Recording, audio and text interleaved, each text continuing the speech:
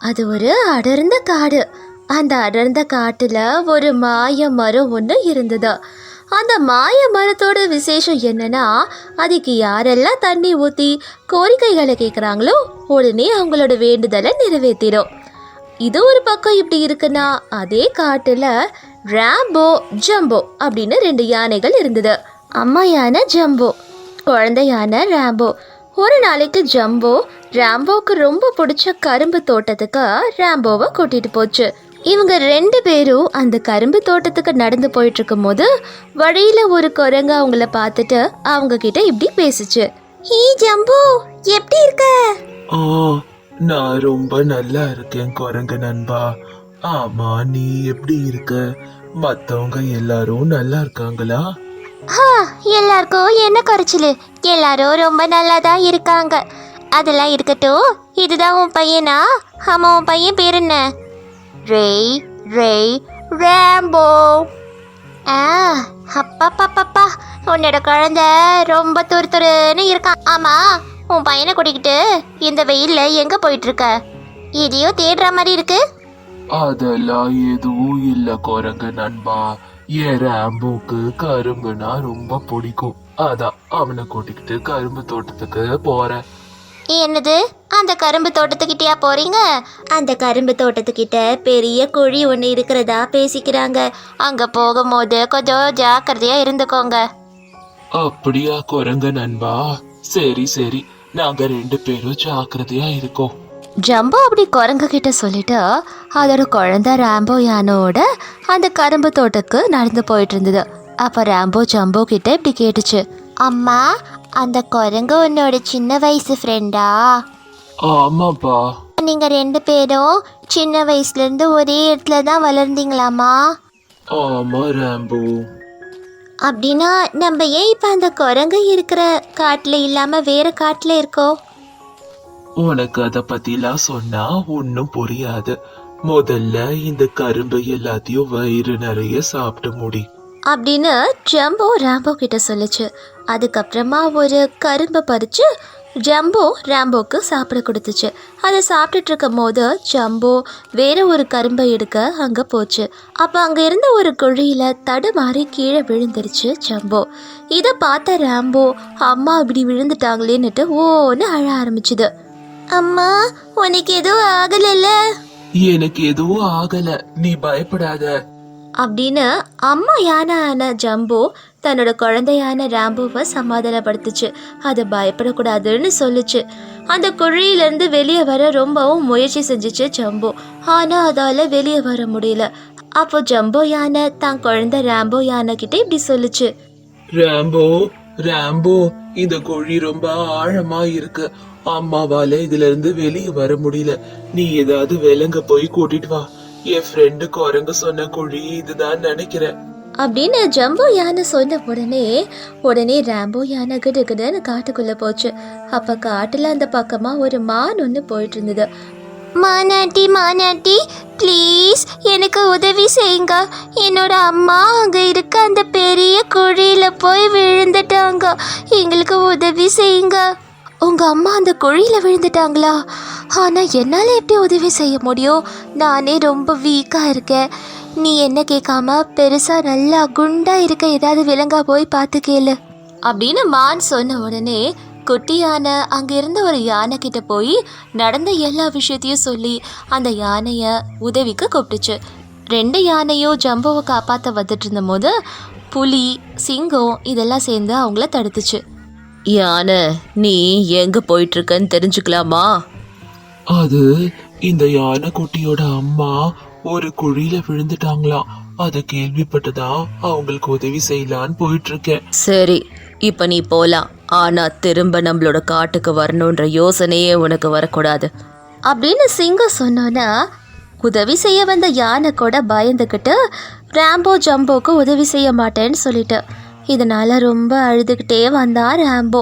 தான் அம்மா குழியில் இருக்காங்க, காப்பாற்ற முடியலையே நினச்சி வருத்தப்பட்டான்.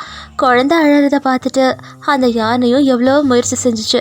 ஆனால் அதால் முடியாததுனால அந்த குழியிலே பசி பட்னியாக இருந்து இறந்து போயிடுச்சு. அன்னிலிருந்து ரேம்போ ரொம்ப அழுதுகிட்டே இருந்தான். அவனுக்கு உதவி செய்ய யாரும் இல்லை.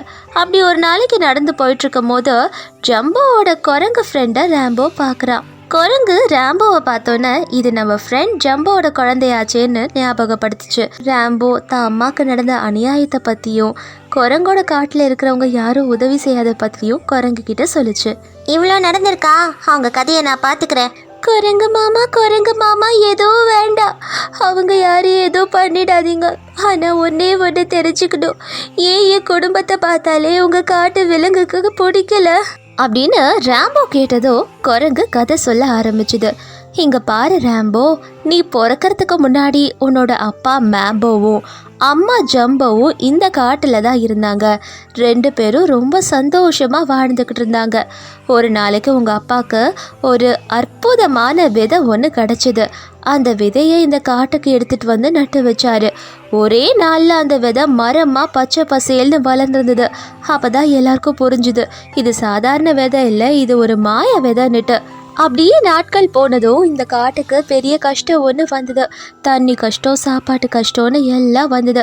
அந்த சமயத்தில் அந்த மாய மரத்துக்கு எதுவும் ஆகக்கூடாதுன்னு உங்கள் அப்பா நதியில் இருந்த தண்ணி, அதாவது குடிக்க இருந்த தண்ணியை எடுத்து இந்த மரத்துக்கு ஊற்றி இந்த மரத்தை வளர்த்துட்டு இருந்தாரு.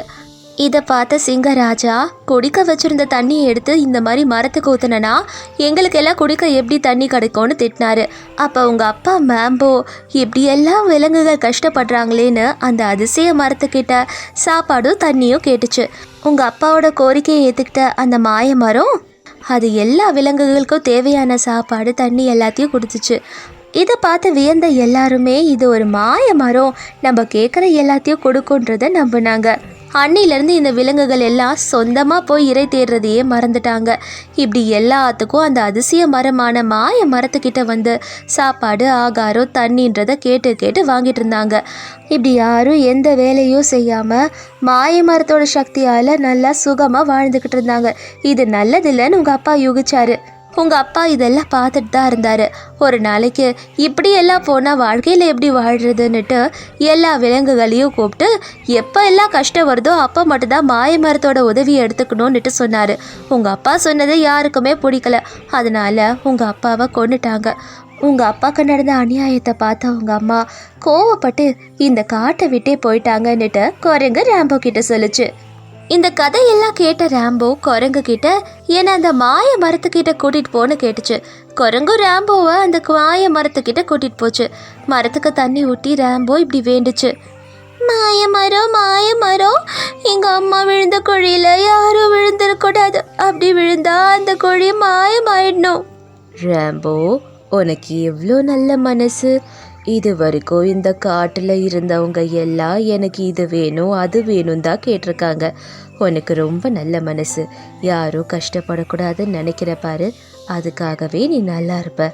நான் உன் வேண்டுதலை கண்டிப்பாக நிறைவேற்றுவேன் ரேம்போ அப்படின்னு மாயமரம் ரேம்போ கேட்ட வேண்டுதலை நிறைவேற்றுச்சு. அப்படியே நாட்கள் போச்சு. ஒரு நாளைக்கு சிங்கம் ஒன்று அந்த குழியில் விழ பார்த்துச்சு. அது ஒரு வலையில் சிக்கிக்குச்சு. இதை பார்த்தோன்னே ரேம்ப வேண்டுதலை நிறைவேற்றணுன்னு மாயமரம் அந்த வலையை அங்கேருந்து மாயமாக வச்சிருச்சு.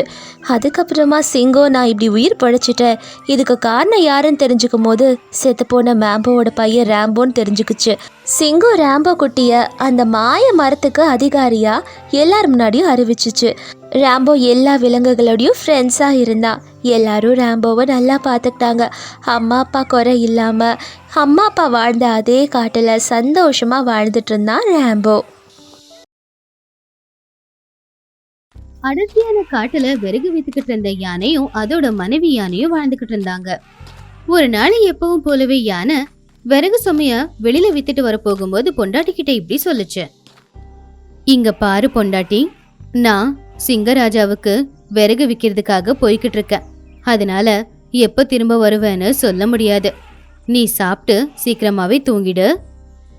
போங்க போங்க, எப்பவுமே வியாபாரம் அப்படின்னு தான் இருக்கீங்க. என் மேல கவனம் இருக்கா? இப்போ என்ன ஆச்சுன்னு நான் சரியா வெளியில கிளம்பும் போது இப்படி எல்லாம் பேசுற? நமக்கு கல்யாணமாகி 10 வருஷம் ஆனாலும் இன்னும் நமக்கு குழந்தை பிறக்கல. அத பத்தி என்னைக்காவது ஒரு நாள் நீங்க கவலைப்பட்டிருக்கீங்களா? உன்னுடைய வருத்தம் எனக்கு புரியுது. வீட்ல குழந்தைங்க இல்லைன்னு எந்த அளவுக்கு நீ வருத்தப்படுறியோ, வியாபாரத்துல எனக்கு வாரிசு இல்லையே அப்படின்னு நானும் அதே அளவுக்கு வருத்தப்படுறேன். ஆனா அந்த கடவுளுக்கு யாருக்கு எப்போ எதை எப்படி கொடுக்கணும் இது எல்லாமே தெரியும். இத்தனை நாள் நாம காத்துக்கிட்டு இருந்துட்டோம், இன்னும் கொஞ்ச நாளும் காத்திருந்து பார்க்கலாம் அப்படின்னு யானை அந்த மரங்களை சுமந்துக்கிட்டு சிங்கராஜாவோட குகைக்கு போச்சு. அப்படி யானை சிங்கராஜாவோட குகைக்கு போய் அந்த மரங்களை கொடுத்துட்டு திரும்ப வரும்போது இருட்டாயிடுச்சு. அப்ப யானைக்கு ரொம்பவும் தாகம் எடுத்துச்சு. அதனால அந்த இருட்டுல தண்ணி குடிக்கிறதுக்காக ஒரு ஆத்துக்கிட்ட போச்சு யானை. அப்போ அந்த ஆத்துக்குள்ள ஒளிஞ்சுக்கிட்டு இருந்த முதல்ல யானைய பார்த்து இப்படி யோசிச்சுது. ஆஹா, இவ்வளவு நல்ல வாய்ப்பு கிடைச்சிருக்கு எனக்கு. இந்த அப்பாவியான தண்ணியில கால் வச்ச உடனேயே கடிச்சு அதோட மாமிச துண்ட நான் எடுத்துக்கிட்டு போயிடணும் அப்படின்னு சொல்லி அந்த முதல்ல கரையிலேயே ஒளிஞ்சுக்கிட்டு இருந்துச்சு. அந்த நேரத்துல சுறுசுறுப்பா இருக்கிற ஒரு சிங்கம் கழுத்துல தங்க செயினை போட்டுக்கிட்டு வேக வேகமா அந்த ஆத்து பக்கத்துல வந்துச்சு. நில்லுங்க யானை, நில்லுங்க, உங்ககிட்டதான் சொல்றேன், அந்த ஆத்து பக்கத்துல போகாதீங்க. என்ன சிங்கம், யார் நீ? இந்த ஆத்துல இருக்கிற தண்ணியை குடிக்க விடாம தடுக்கிறியே, இந்த ஆறு என்ன உன்னுடைய அப்பாவுக்கு சொந்தமானதா? அட, சொல்றத முழுசா கேளு. அந்த ஆத்துல போனா தீருதும் தாகம் இல்ல, போறதும் உயிரா இருக்கும். அந்த ஆத்துல ஒரு பெரிய முதலை இருக்கு. ஐயோ, பெரிய முதலையா?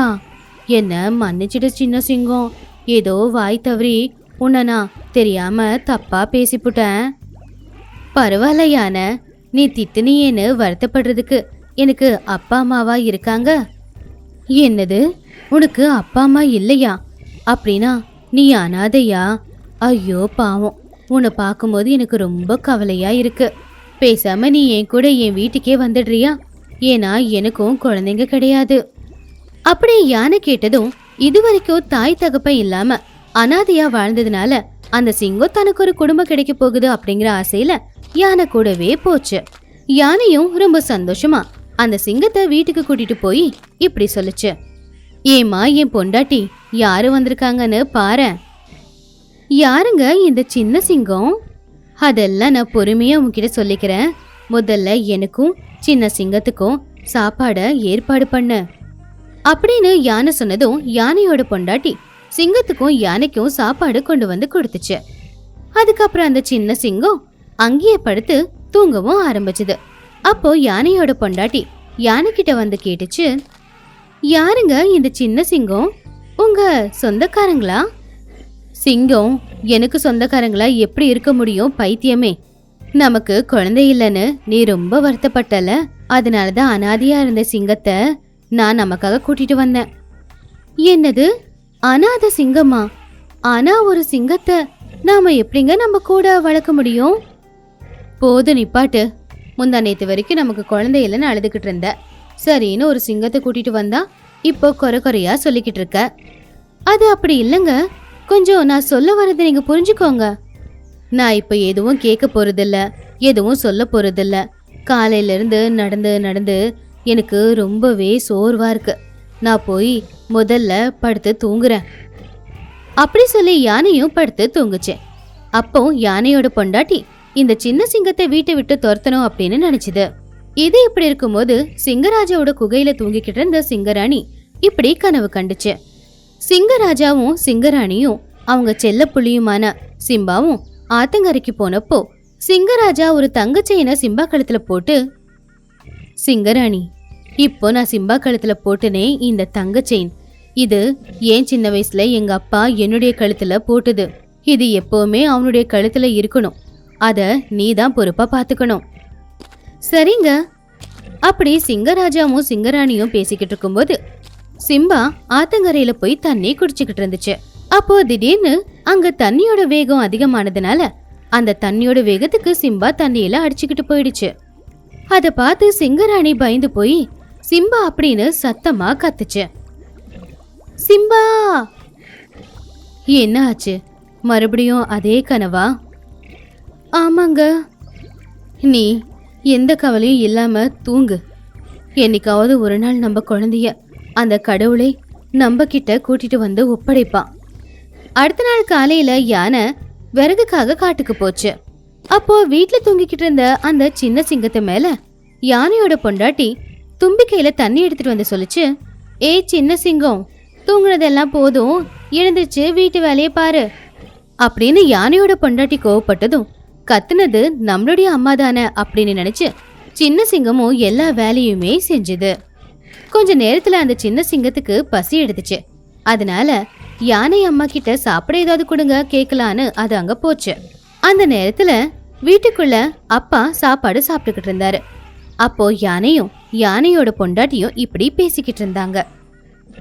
ஆமா, நம்ம புள்ள சின்ன சிங்கம் சாப்பிட்டானா? அவன் என்ன பண்ணிக்கிட்டு இருக்கான்? இப்பதான் நல்லா சாப்பிட்டு முடிச்சு வெளியே விளையாடுறதுக்கு போயிருக்கான் அப்படின்னு பெண் யானை பொய் சொன்ன உடனே சின்ன சிங்கத்துக்கு விஷயம் புரிஞ்சு போச்சு. அதனால யானை கிட்ட சாப்பாடு கொடுங்க அப்படின்னு கேட்காமலேயே பின்னாடி போயிடுச்சு. அதுக்கப்புறம் பெண் யானைக்கு என்னை ஏன் பிடிக்கல அப்படின்னு யோசிக்க ஆரம்பிச்சுது. அப்ப அந்த இடத்துக்கு யானை வந்து இப்படி சொல்லுச்சு, சின்ன சிங்கமே இங்க வா. சொல்லுங்கப்பா, என்ன ஆச்சு? இன்னையிலிருந்து என்னுடைய வியாபாரத்துக்கு வாரிசு நீதான். இனிமே நம்ம 2 பேரும் சேர்ந்துதான் இந்த விறகு எல்லாத்தையும் விற்க போறோம் அப்படின்னு சொல்லி யானை அந்த சிங்கத்துக்கிட்டையும் சில கட்டைய கொடுத்து அதை சுமந்துக்கிட்டு 2 பேரும் சந்தைக்கு போனாங்க. இப்படி சில நாட்கள் வரைக்கும் ஒரு பக்கம் யானையோட பொண்டாட்டி சின்ன சிங்கத்துக்கு சாப்பாடு கொடுக்காம கொடுமைப்படுத்திக்கிட்டு இருந்துச்சு. ஆனா இன்னொரு பக்கம் ஆண் யானை அந்த சின்ன சிங்கத்தை கட்டைய தூக்க சொல்லுச்சு. சாப்பாடு இல்லாம பாவம் சின்ன சிங்கம் ரொம்பவே சோர்வடைஞ்சிருச்சு. ஆனாலும் சின்ன சிங்கம் அவனுக்கு கிடைச்ச அப்பா அம்மாவை விட்டுறக்கூடாது அப்படிங்கிறதுக்காக கஷ்டப்பட்டுக்கிட்டே இருந்துச்சு. ஒரு நாள் யானை சின்ன சிங்கத்தை கூப்பிட்டு இப்படி சொல்லுச்சு, இங்க பாரு சின்ன சிங்கம், நாம காலையிலேயே சிங்கராஜாவோட குகைக்கு போய் விறகு வித்துட்டு வரணும். அதனால சீக்கிரமா போய் தூங்கிடு அப்படின்னு சொல்லி யானை போய் படுத்து தூங்குச்சு. அதுக்கப்புறம் யானையோட பொண்டாட்டி சின்ன சிங்கத்து பக்கத்துல வந்து, ஹேய், நீ எங்க வீட்டை விட்டு போக மாட்டியா? உன்னால எனக்கு நிம்மதியே இல்லாம ஆயிடுச்சு. ஒருவேளை உன் பெத்தவளை கூட நீ இப்படிதான் கொடுமைப்படுத்திருப்ப போல. அதனாலதான் பெத்தவளும் உன்னை விட்டுட்டு போயிட்டா அப்படின்னு யானையோட பொண்டாட்டி சின்ன சிங்கத்தை திட்டுச்சு. அதனால யானை தாய கஷ்டப்படுத்த வேணான்னு நினைச்ச சின்ன சிங்கம் வீட்டை விட்டு போயிடலாம் அப்படின்னு யோசிச்சுது. ஆனா போறதுக்குள்ள அப்பா நம்ம கிட்ட ஒப்படைச்ச அந்த வேலையை செஞ்சு முடிச்சுட்டு போயிடலாம் அப்படின்னு சொல்லி கட்டைகளை சுமந்துக்கிட்டு சிங்கராஜாவோட குகைக்கு போச்சு.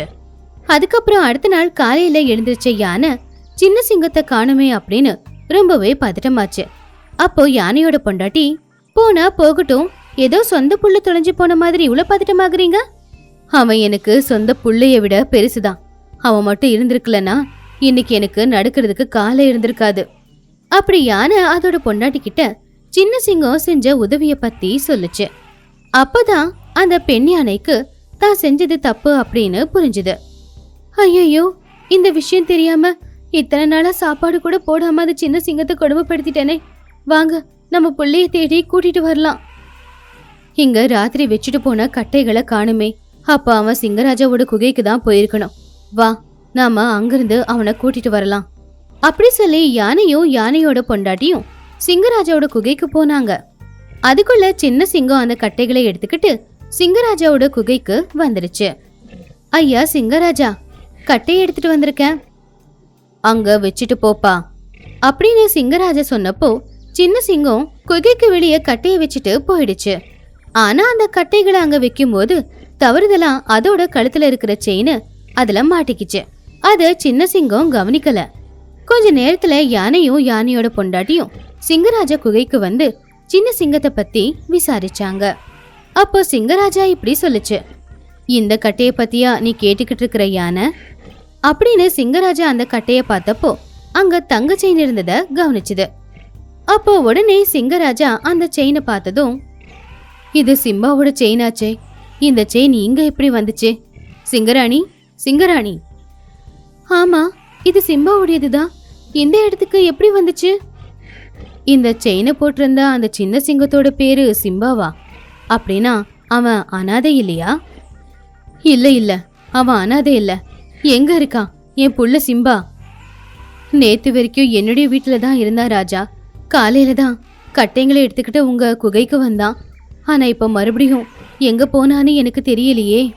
அப்படி எல்லாரும் குகைக்குள்ள நின்னு பேசிக்கிட்டு இருக்கும்போது அதுக்குள்ள சின்ன சிங்கம் குகை விட்டு வெளியில இப்படி பேசிச்சு.